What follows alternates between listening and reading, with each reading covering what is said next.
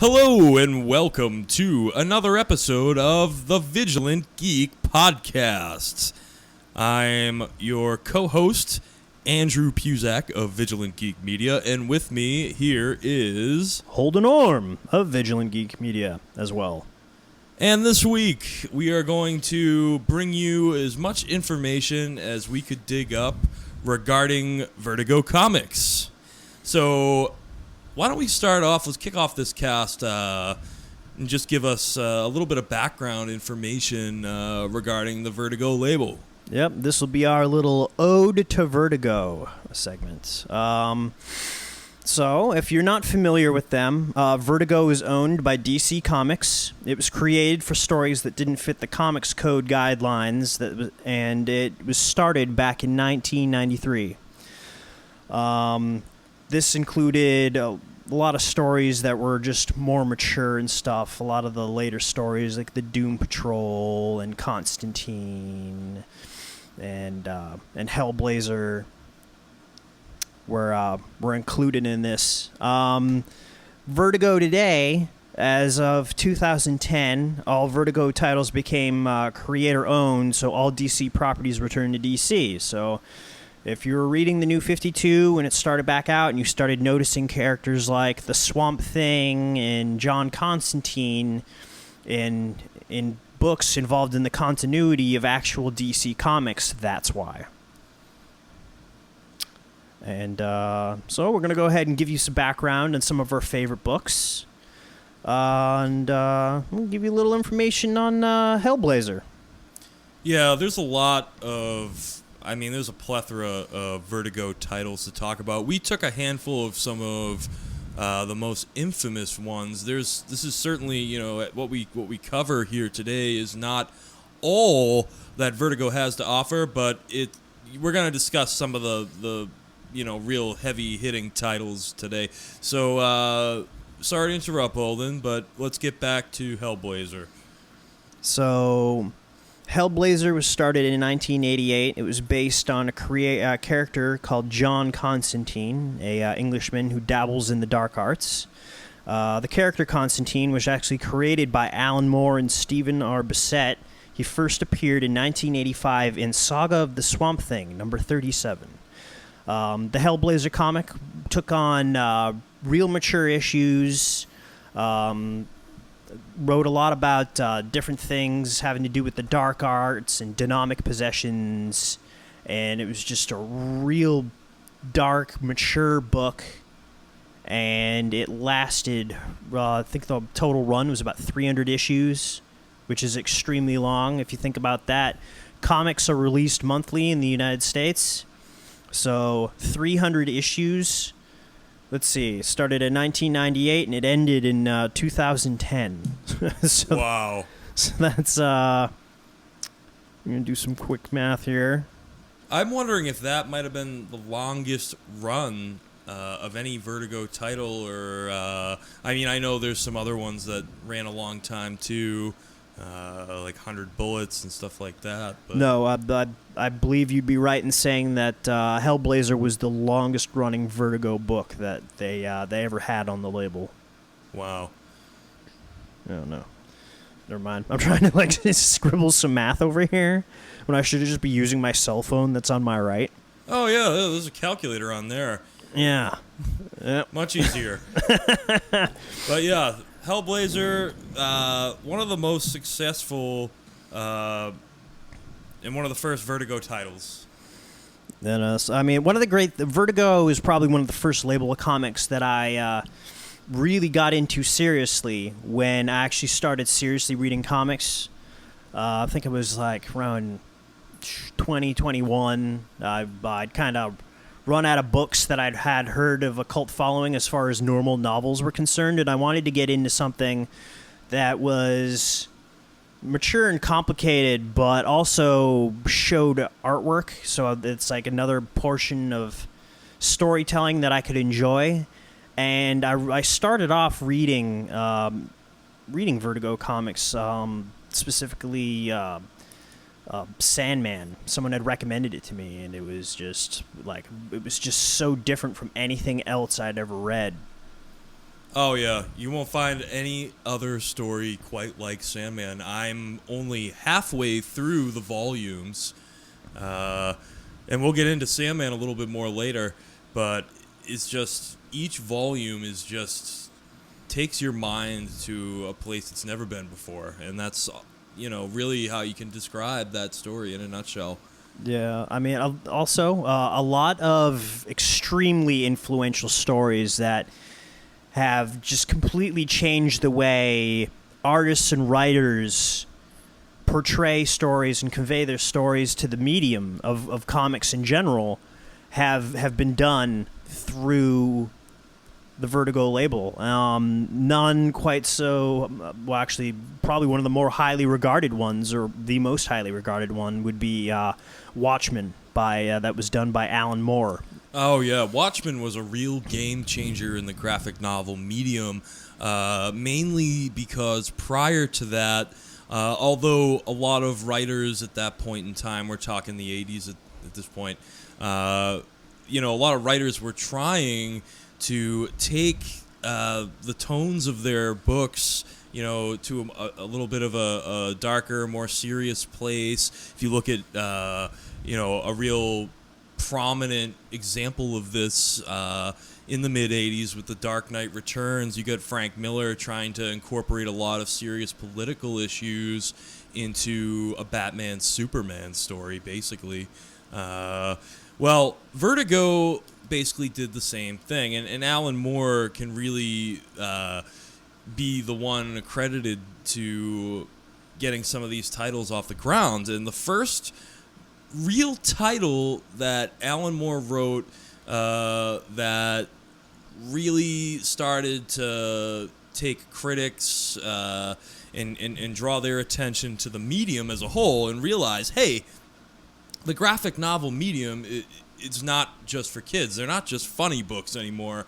It's a whole different art form that can be used to tell very deep emotional stories. So, premise of Watchmen, basically Alan Moore raises the question of what would happen in society if mass vigilantes and superhumans existed in real life. That's exactly where he took it. What if people actually put on costumes and went out and fought crime? And it was he put a real realistic take on it. It talked about this early age when people started doing it, and then some corporate companies would have their own vigilante, like to guard the bank.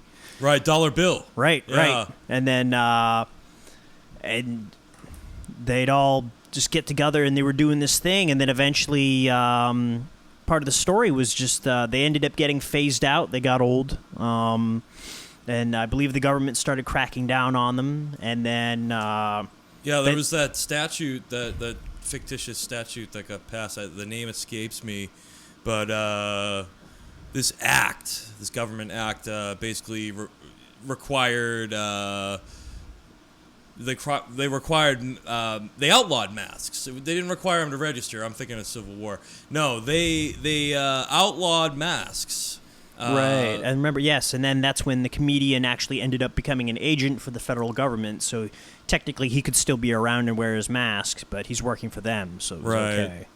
And, you got some of the team members, the Watchmen, that continue with their status quo, like people like Rorschach, who is sort of an anti-hero to begin with, who decides, F the government, I'm going to keep, fighting the good fight. And then you got other people like Night Owl and Silk Spectre that or just happily trying to settle down. Yeah, trying to live in a world that's insane and trying to cope with life after being a superhero. But one of the most compelling things I found about the story was when the character of Ozymandias decided that he was just such a brilliant guy, and he up and decided he's like, I'm going to find out how to create world peace. And the way he did it was just crazy. He goes and he creates this fake alien invasion. It ends up killing millions of people in New York. They try to stop him, and he's like, that only happens in the movies when someone gives away their plan before it actually happens. Everybody died like 15 minutes ago. Right. And they had to cover it up to keep the world peace because the entire world was just scared, like terrified that aliens were going to appear out of nowhere again and kill everybody. And this is just it's unprecedented in comics before that, because never before had such an event of mass violence taken place. Oh, yeah, sure. And there's lots of other hidden themes throughout the book, too.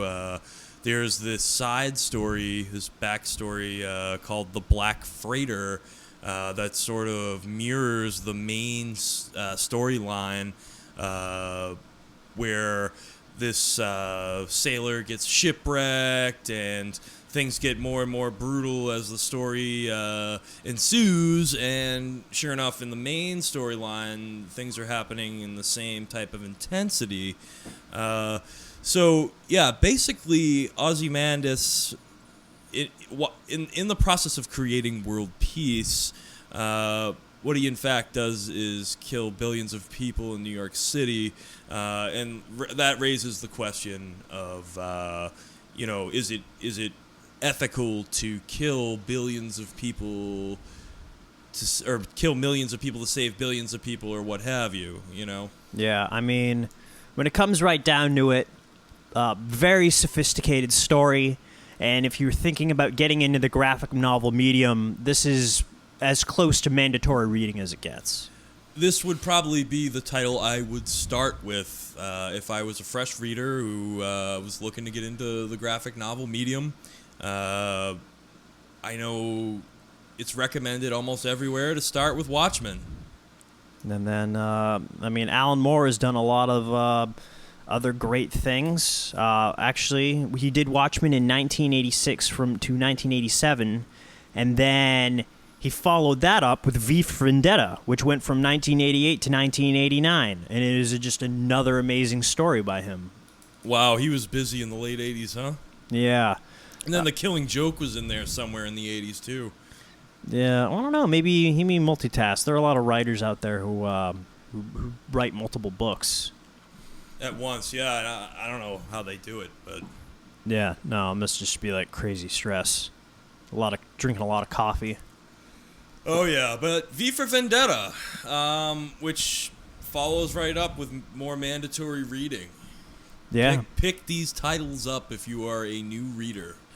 V for Vendetta itself it's kind of it's dark in itself as well. It takes place in a futuristic England where there's a fascist state that was brought on.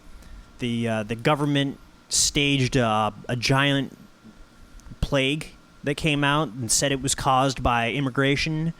The state ends up taking control. A lot of people ended up put under this fascist regime, and they started doing experiments on people. And one of these people would be the main character of the book, V. He was held behind door number 5. You don't really know much about the character, but I think he does that on purpose.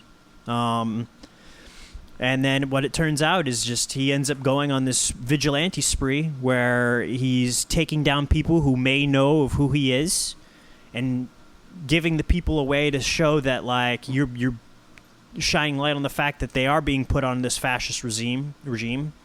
And in the end, makes it so that everyone else can go ahead and stand up for themselves, and he makes that point by blowing up a lot of important buildings and just completely messing with them. And I almost kind of view it myself as kind of like a more happier 1984. If you've ever read 1984, oh yeah, by it's George Orwell, very Orwellian story there. Extremely dark, but in V for Vendetta, it actually gives you a protagonist / antagonist who you can really root for, and is actually just sticking it to the man.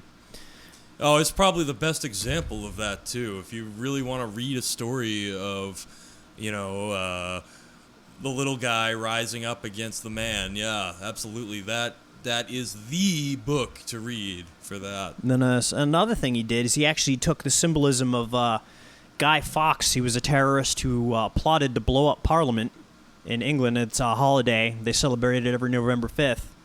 Well, here they go, and he turns that character into a sympathetic anti-hero, and he wears the Guy Fawkes mask, and he goes about doing all this stuff, and then just kind of ties in that story.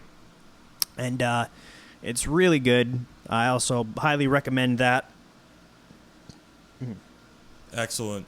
Yeah, and just to mention, we'll talk about Vertigo TV and film projects later on, but in case, you've been living under the metaphorical rock, both Watchmen and V for Vendetta have both been made into feature films, which are both worth checking out, to be honest. They're both good, and they follow the source material pretty closely. I mean, Watchmen deviates a tad, but not too much. Not in any way that would change the story enough to piss off any fans. Well, V for Vendetta also had a slightly adjusted ending as well, but like the tone and the overall moral of the story still stays true, even with the alternate ending. Excellent. So, moving right along, probably as far as an ongoing series is concerned with Vertigo Comics, SANDMAN is probably the highest, most influential one. HELLBLAZER is certainly influential in its own, and it had a lot of staying power, but it doesn't even come close with the imagination and storytelling and overall effect on the genre that SANDMAN had. I couldn't agree more. And, SANDMAN may be somewhat of a horror tale, similar to HELLBLAZER, but it's so much more than that. It's almost hard to really put it in a genre. There's a lot of horror aspects to it. And there's a lot of fantasy aspects. A lot of fantasy aspects to it as well, absolutely. But yeah, SANDMAN is just...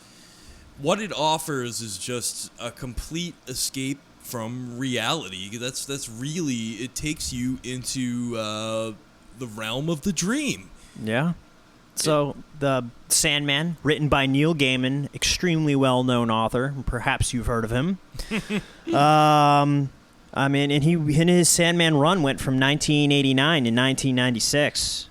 That's a long run. It is a very long run, one of the longer runs of the Vertigo line. Like I said, I'm reading that run right now. I'm only halfway through it. It's just been...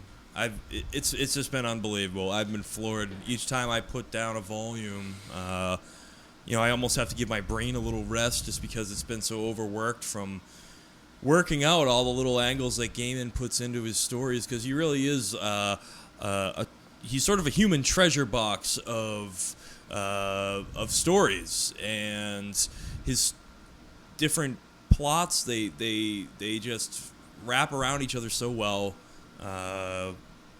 It's just excellent reading. He is a master wordsmith. SANDMAN, if you're going to generally describe it, it would be the story of Dream of the Endless. The Endless being the 7 entities that are all related, and they all control, or their domain is over an aspect of certain aspects of reality. You have Destiny, Death, Dream, which would be our main character, Desire, Despair, Delirium, and Destruction. And they all start with D's. I don't know. Which is pretty cool. Yeah, you get the nice little thing going on there. But, they're all very important aspects of just, like, being alive and reality and all. And Dream's main responsibility is he's pretty much the lord of the dreaming. Almost a god, but not worshipped. He's like part of the universe, almost. And he governs everything having to do with dreams. And the early stories start out with he ends up getting captured, and he was in prison for like 100 years, and then that's when the book starts out, and then it shows how he'd changed and how his captivity had changed him. And it goes on with several books. Some story arcs last maybe 12 issues. Some stories are they have a lot of short stories as well. And all in all, it goes on, and they go along this path to show the evolution of this one character.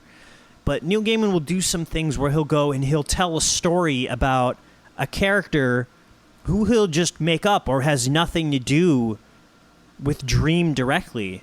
Right. And sometimes Dream isn't the main character of the story. Sometimes he'll be just not even a supporting character, but he'll make a brief appearance.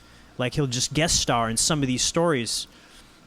But even still, it's almost clever how Gaiman does this, because he takes the main character of the story and he essentially makes it so that the main character is not the main character, but at the end of each story arc, you learn a little something more about the character of Dream, of Morpheus, which is another name he goes by. You learn a little something new about him each time, whether you see him for a few panels or whether he plays a major part in whatever story arc is being told. It's a really cool way to develop a character without really focusing head on, focusing on the character itself, which is cool.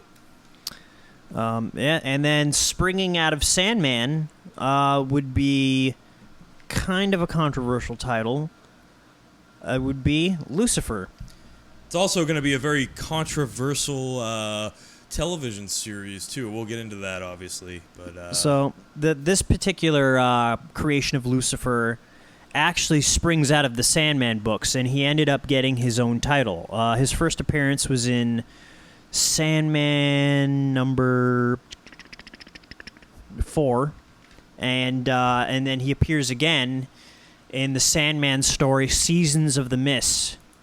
What happens is Lucifer goes and he's like, I'm tired of being the king of hell, and I don't want to do it anymore. So he kicks everyone out of hell and invites Morpheus to come over, and then he hands him the keys. They're like, here you go. Here are the keys to hell.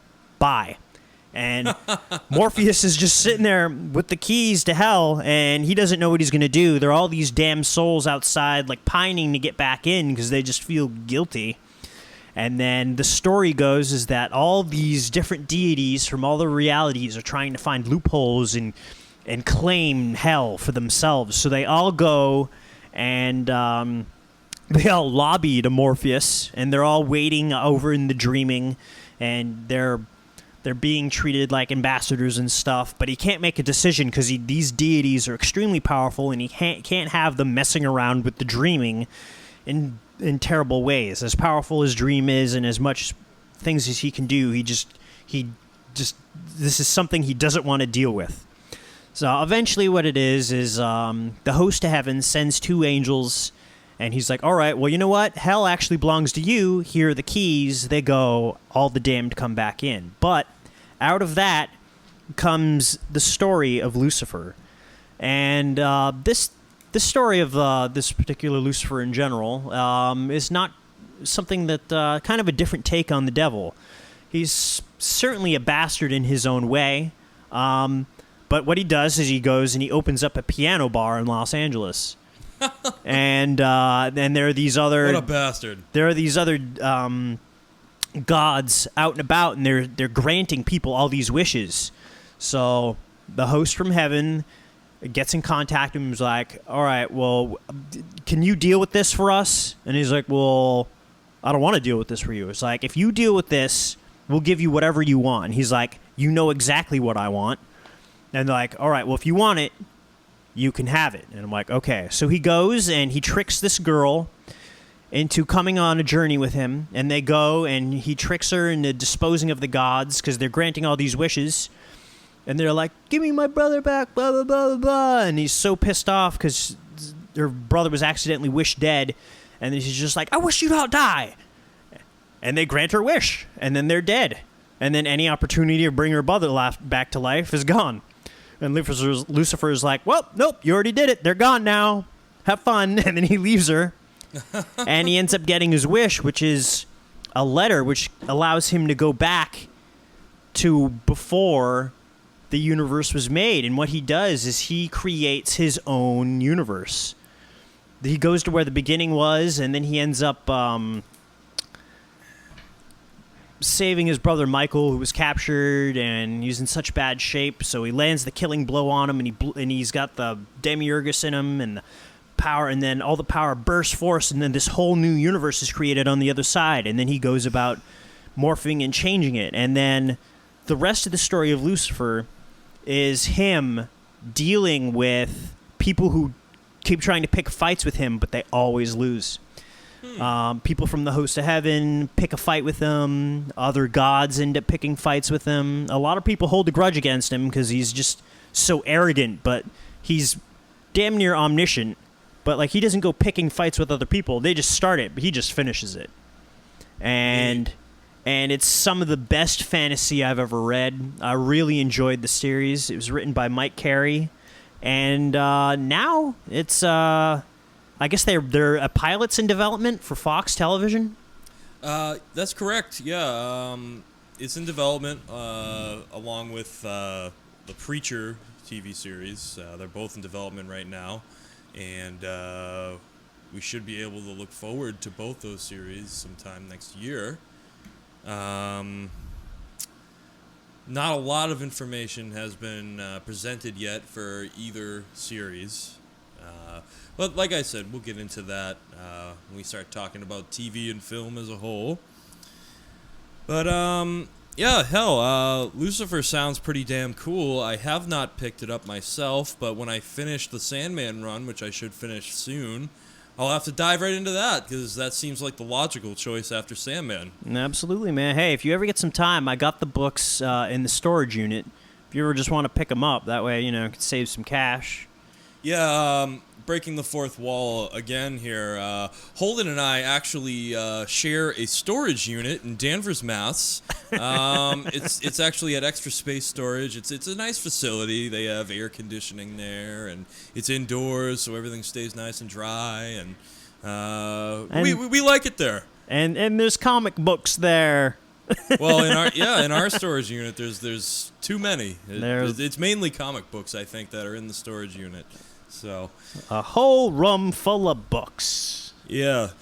So getting back on task though, but if you're looking for a storage unit, Extra Space Storage, Danvers, Mass, give them a call. Well, they'll accommodate. Their prices aren't very good, but like I said, your stuff will stay dry, and yeah. I don't know. We should stick to advertising for other people for free if we actually are getting paid for them. Well, actually, it doesn't make any sense because I just said for free, didn't I? You did. Disregard. Wasn't quite sure about that. Disregard that. Yeah. This brings us to a story from Vertigo called "Why the Last Man," written by another very famous Vertigo writer he's written for a lot of other labels too, but he made his impression in stone with Vertigo Comics, with Why the Last Man, along with Ex Machina. But Why the Last Man is basically a story about a futuristic tale about a plague that wipes out, from what I understand, all men with the Y chromosome. Yep, and, all males. All males. So there's this one young guy that's left, and his pet monkey, who's also a male. Mm-hmm. And, I mean, that's about all I know. It's sort of the story of literally, you know, what would happen to the last man on Earth. Yeah, it's a real interesting story, written by Brian K. Vaughan. Done lots of other stuff, like Ex Machina, as Andrew said. I believe he also has writing credits on Lost, the story where everyone got lost on the island. Oh, wow, I didn't know that. Yeah, I did. He's done a decent amount of writing on TV. I'm not too familiar with most of his stuff, but I knew that one. So, you know, if you're ever at a cocktail party, go ahead and drop that. read Y the Last Man, and he also wrote for Lost. And the title he's working on right now, the artwork especially impressed me. I haven't read it, so I don't know about the story, but Saga. I know you're a big fan of that title. Ooh, I am. And I'm not sure what label that's under. He's doing that title under Image, which I do believe we will get around to doing an ode to Image. We're going to have a big Image podcast. No worries there. Very sure. But he's writing that, and the art is being completely done by Fiona Staples, and she's doing an amazing job. Oh, God. She is incredible. I would like to take any of her panels from that book, because I flipped through it and looked at the artwork, and just, talk about wall art. Imagine just having, one of her panels blown up into a big frame and just put on the wall. I mean, I could stare at that for...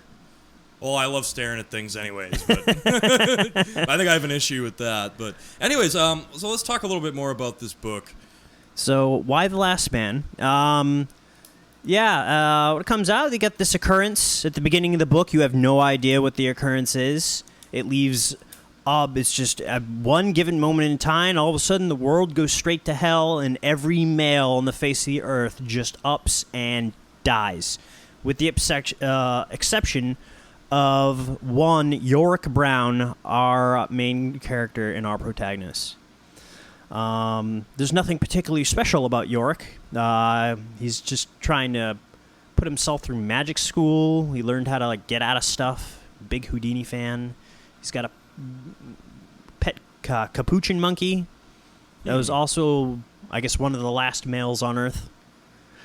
So what it goes through is he spins the story. They travel across the United States. He ends up meeting with a Secret Service agent, which I can't remember her name. It's been a little bit since I picked the book up. But they go, and they head across the United States, and it just shows them getting into certain situations, and it shows how the world has changed now that men are no longer around. Now that men are no longer around, females are there themselves, and they're the only ones in the society, and this is what happens. Is just kind of give everyone kind of a look at what would happen if women were running the show. And, it shouldn't be too crazy of an idea, because women should be involved in things. But in this particular story...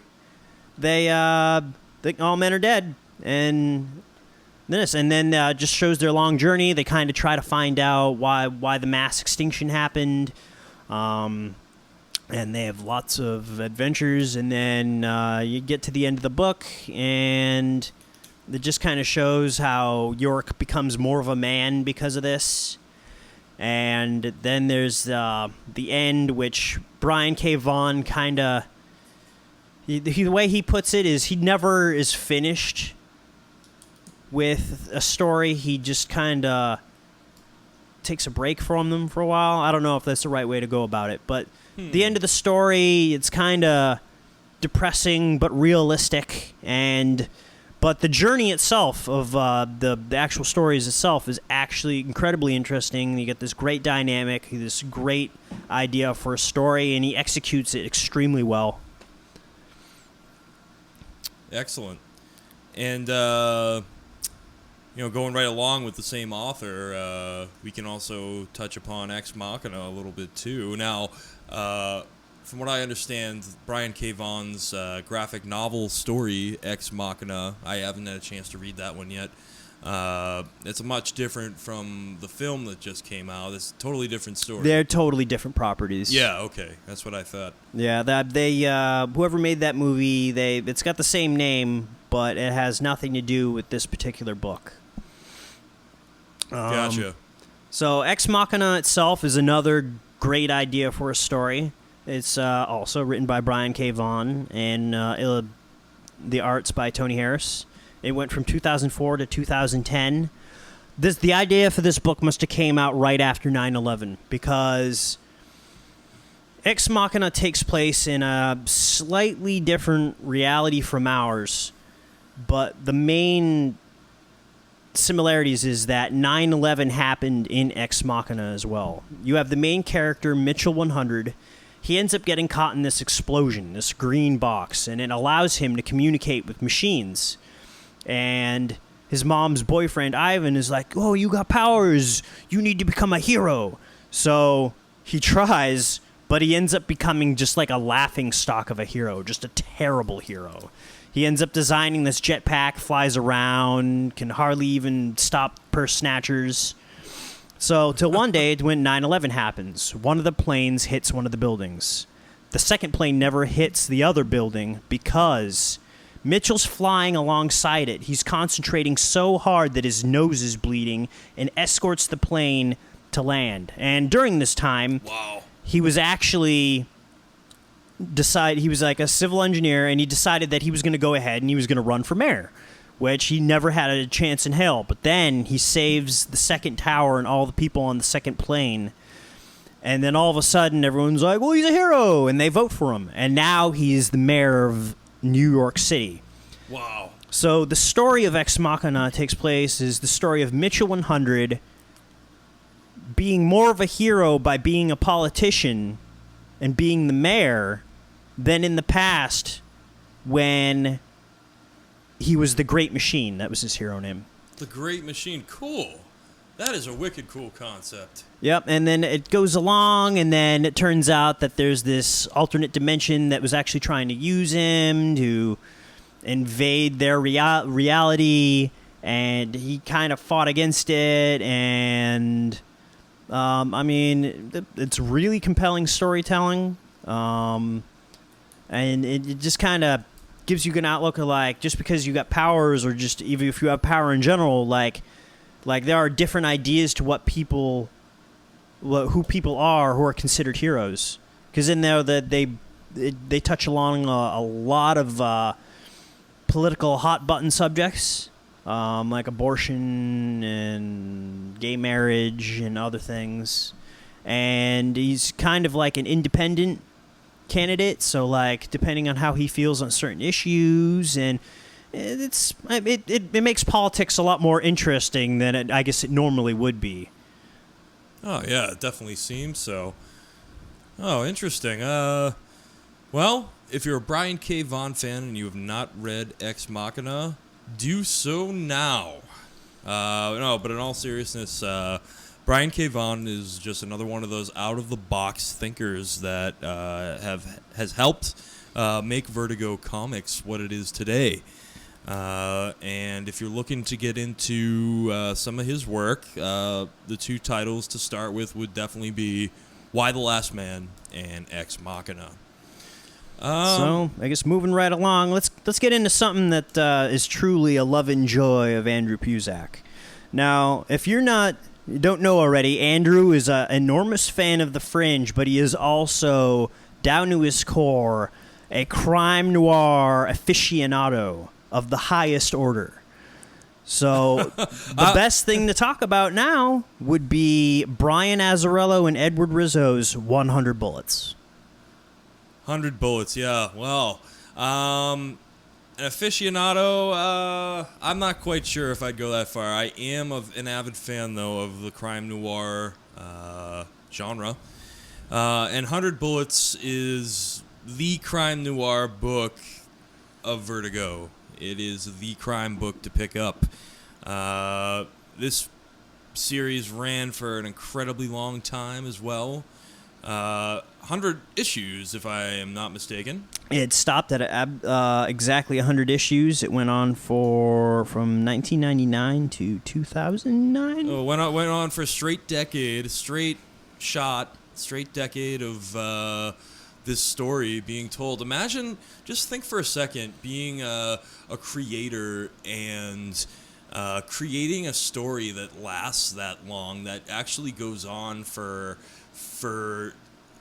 10 years and comes full circle at the end perfectly in regards to continuity, and that's exactly what 100 Bullets did. Brian Azzarello was able to just take this incredibly intricate tale about this secret organization called the Trust, and the band of, I guess you'd call them, and kind of enforcers. Like internal police, if you will. They police the Trust. These people, these dangerous people called the Minutemen, and you meet different Minutemen over the course of these 100 issues, and all of them have worked for the Trust in the past, and some of them are allied with the Trust, and some are against the Trust, and some aren't really showing where their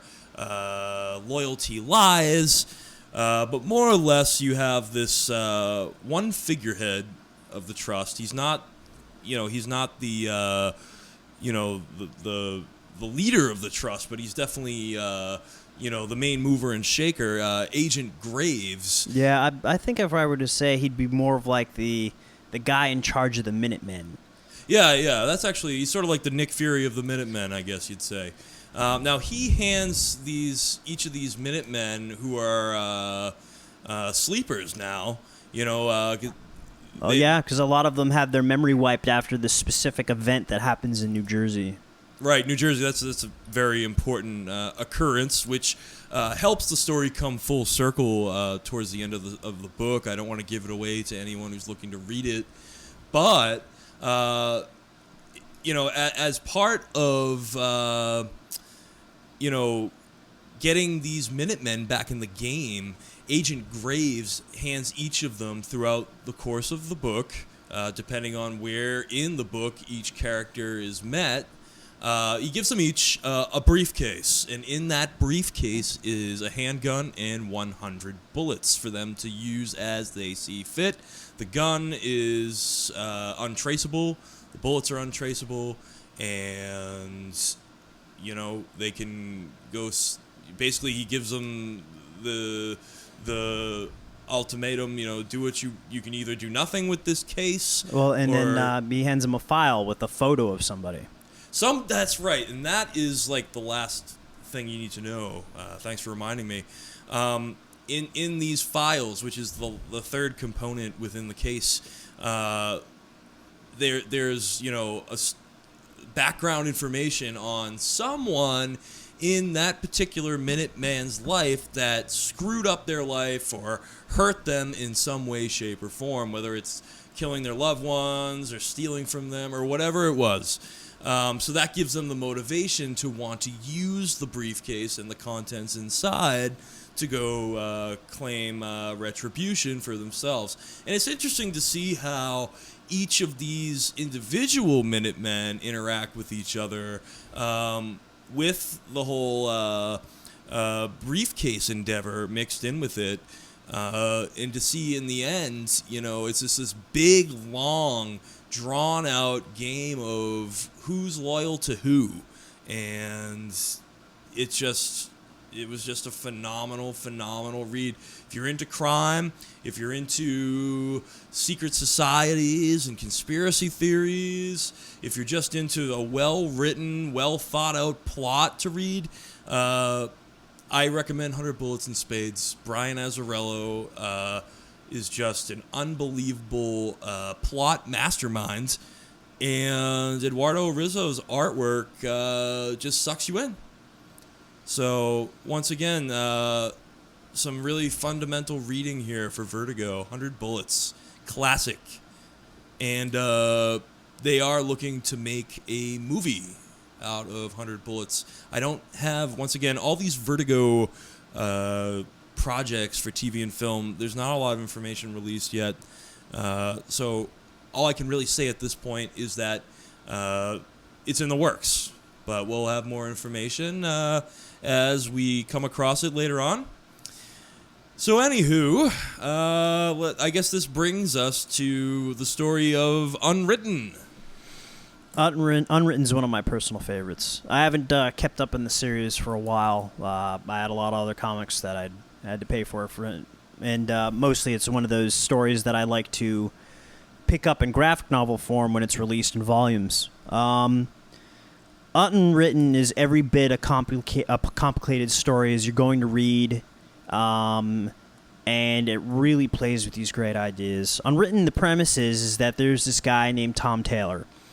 His dad went ahead and wrote a bunch of stories in a series not unlike Harry Potter, but the main character of the story was Tom Taylor. So he writes all these stories about his son. He's wrapping in his son in these stories. So this people have this weird idea, this weird strange line between, is Tom Taylor an actual wizard? Is he? Like, why is he writing about his son this way? Well, as it turns out, there's this organization called the Cabal, and what they do is they use stories in order to channel public opinion and control certain aspects of reality. And what it comes down to is an incredibly complicated, well-done fantasy story. And what it comes down to is what the power of people's belief can do. Eventually it comes around that Tom Taylor realizes that he can do all the sorcery and wizardry that the character Tom Taylor could do in the book. So his dad gave him powers for a reason to fight this cabal. And just with the overall story, he goes along, he tries to end up like combating the cabal, and he coming along trying to learn the truth of what like the power stories actually have. And it's just a fantastic. The artwork's done by Peter Gross.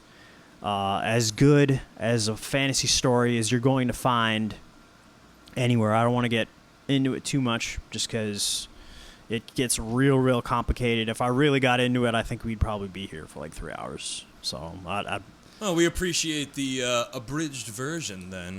Much appreciated. But sounds like a fantastic fantasy read. And while we're on the topic of fantasy stories, another one that's certainly worth mentioning within Vertigo Comics is Fables, which I understand just recently ended. It did. Fables, another personal favorite of mine. The premise is that, once again, there are other different realities. And all these fables who ended up in story in these fairy tale books, they have a certain amount of people who read them and follow them, and that gives the people, these fairy tales in our reality, a certain amount of power and longevity. They're extremely hard to kill because of this. So what happens is there's the adversary, and they're just invading realities. So the refugees from all that come to our reality where there isn't much magic, and they occupy a street in New York where they keep it hidden, and they all live there under a different charter, all these different fairy tales. And what they're doing is they're trying to exist on our reality, trying to keep their actual existence and why they exist a secret, while at the same time trying to fight the adversary. And the first 10 to 11 books, they're combating the adversary. You learn a lot about a lot of great characters like Snow White and the Big Bad Wolf, which would be known as Bigby. You get stories about Boy Blue. You learn how much of a rake and a lecher Prince Charming is. That's cool. I like that. Yeah, and I mean, it's just extremely well done. You get real attached to the characters. It's been going on since 2002. Issue 150 actually came out in graphic novel form directly about last week and ended in 2015. Awesome. And it's actually touched ever since the success of Fables itself has affected other forms of media too. If you've watched Once Upon a Time on ABC, that was the main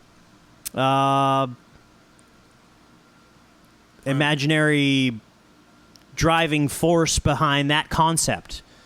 That these fairy tales are living in our reality secretly. The show is different from the book, but it runs on the same premise. And the same thing with a lot of other movies, too. You got the Hansel and Gretel with guns. You got the other Snow Whites. You got the Red Riding Hood book that came... not book.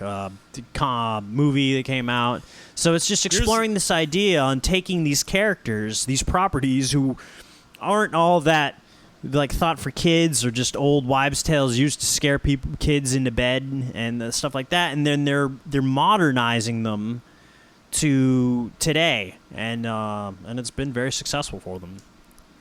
You know, speaking of fables and modernizing classic stories, one of my favorite fables that has been brought to the big screen recently is Abraham Lincoln the Vampire Hunter. I mean, come on. You got that mystical character, Abe Lincoln, who's been brought to our reality from another dimension, you know, and he's got his axe and he's going to chop down the cherry tree, and, you know, he's going to chop down some vampires too while he's at it. I mean, that movie just blew... No, I'm kidding. I can't even keep a straight face anymore. No, that had nothing to do with what Holden was talking about, and I apologize, but I have picked up the first few volumes of Fables. The artwork looks incredible, and now that I know a little bit more about the premise, I can't wait to dive into it. Excellent stuff. We got a few more titles to touch upon. Yeah, we just get a few more titles, and we'll talk a little bit about TV and film. One of my other favorite Vertigo titles now to draw our attention to is probably the most grotesque, morbid, politically incorrect story that Vertigo has ever been able to put out as of yet, and that's saying a lot because these are mature titles. You know, Vertigo is infamous for showing a lot of that blood and guts and skin that you know, obviously the Comics Code, the Comics Authority won't stand for. So with that being said, we have Preacher. So this is basically the story of Reverend Jesse Custer, who is the preacher, the main character of the book. And this is another one of those tales of heaven and earth, or sorry, heaven and hell, kind of like Lucifer, but it's a little different. Basically, what happens in Preacher is God has chosen to quit his job, kind of in the same way Lucifer did, except he doesn't hand the key off to anyone else. He just ups and leaves. Now, there is this power from this fallen angel, basically one of the angels in heaven and one of the demons from hell met, consummated, had a baby. That baby was then known as Genesis. Genesis was then brought to Earth and took the body of Reverend Jesse Custer in the middle of one of his sermons, and the repercussions for that involve his whole parish going up in flames. But there's also some positive repercussions to that, too. Jesse Custer now has the power of the Word, basically the Word of the Lord, which means if he chooses to use the Word on someone, he can influence them to do anything that he wants them to do. So he finds out that God has upped and left everyone in heaven, and he decides that God's going to answer to him. God's going to answer to Jesse Custer. So he embarks on this big journey with his girlfriend Tulip, who's this like really sexy blonde chick that is sort of like, you know, he goes out and he like meets angels and fights demons, and he comes back and has sex with her, then goes out and fights more demons and has more sex with her, demons, sex with her, demons, you know, you get the idea. So that's what she brings to the tale. And then, you know, he has sort of like this partner in crime that he rolls with, this vampire named Cassidy, who is my favorite character of the book. He is just the coolest cat.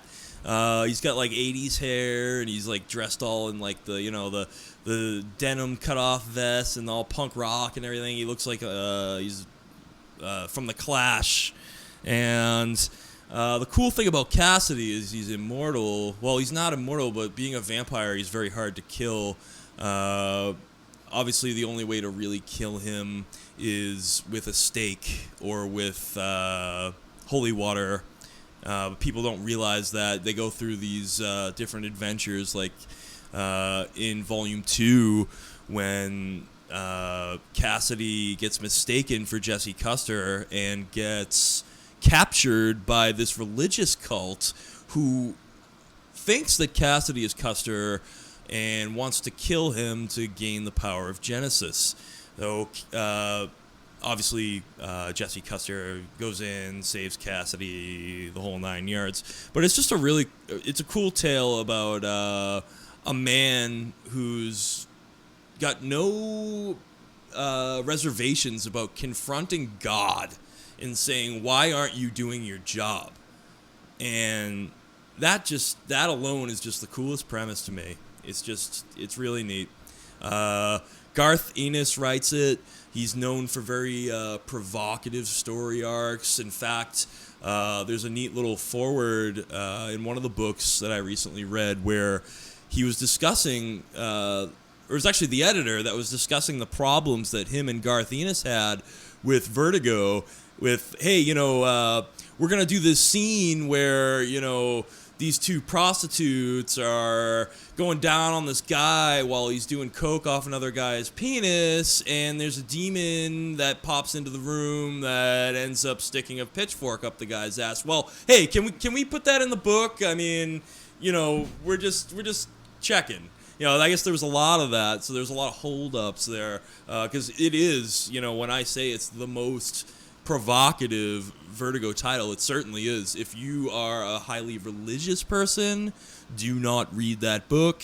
If you are a very politically correct person, do not read that book. If you are squeamish in regards to blood, guts, or extreme sexual acts, don't read that book. If you're cool with all those things, it's an excellent read. That's a very, very high recommendation. So, this brings us to the last title that we wanted to go over. It's actually more about the writer than the title, because he's written a few things for Vertigo. But I want to talk a little bit about Scott Snyder and his work on The Wake. Now, we also know that Scott Snyder, he's had a very long run with American Vampire. It's also a Vertigo title. Pardon me. And, he's done all kinds of other great things in the medium. Obviously, he has done work for years now on Batman. He writes that. He's been writing that for 4 years, I want to say. 3 or 4 years. At least since, 2010. That was the Since they kicked off the New 52. Yeah, since they kicked off the New 52. But this title, this specific title, this Vertigo... He was there before that. He was writing Detective Comics before Batman. But yes, this title... I thought Tony Daniel was. Well, no, he started off with the New 52, and when the New 52 came around, they switched him from Detective Comics to the title book. Oh, I thought, okay, was he working on that with Tony Daniel, or they just switched those guys around? They must have just switched them. Okay. Interesting. Well, either way, Scott Snyder is, if you're into the graphic novel medium, you've definitely heard his name. He's one of the more prominent writers of this generation, for sure, if not the prominent graphic novel writer. There's many other great ones out there right now, but this particular title that I want to touch upon, called The Wake. Once again, you have another what-if scenario here. That's a great thing about Vertigo Comics, is they're really big on these what-if scenarios. It's like Watchmen. What if mass vigilantes existed in society? V for Vendetta. What if one man stood up against a giant corrupt government? 100 bullets. What if I gave a guy a briefcase with a gun and 100 bullets in it and told him, this guy, you know what I mean? Like, what's he going to do? So this is another one of those what if scenarios where it depicts what mermaids, and there's been footage actually on National Geographic that mermaids do exist, and they're not, and it's funny, but it's not funny, because they're not what you think. It's not, Disney's Little Mermaid here, under the sea, under the sea. No, these mermaids, and they're real. They're vicious-looking creatures. They got giant webbed hands and webbed feet and fangs and evil-looking beady eyes, and they're gruesome-looking. And Sean Murphy, who drew the book The Wake, he really captured just like, how horrific an encounter with real mermaids would actually be. So we have a situation where there's a team of researchers on a submarine who are going down, and they weren't given a whole lot of information, but they're going down below, way below sea level, to investigate a life form, and they find out it's one of those mermaid creatures, and the mermaid creatures, they secrete this some kind of venom that makes you hallucinate. So before they make the kill, because they are predators, they'll spray that venom on you and you'll hallucinate. And there's just amazing panels drawn up by Sean Murphy regarding there's this guy in the submarine who's fucking around with the mermaid, and he gets sprayed, and then he starts seeing his wife or his lover, and he wants to try to go make out with the mermaid. The mermaid eats him. And, that's just one example of just the great aspects of horror. Once again, Scott Snyder, who, horror is his wheelhouse. I mean, his mentor was Stephen King, for Pete's sake. Yes, I believe he helped him out originally with American Vampire. I think it was one of the first books he did. Yeah, so you have a mentor like Stephen King, like,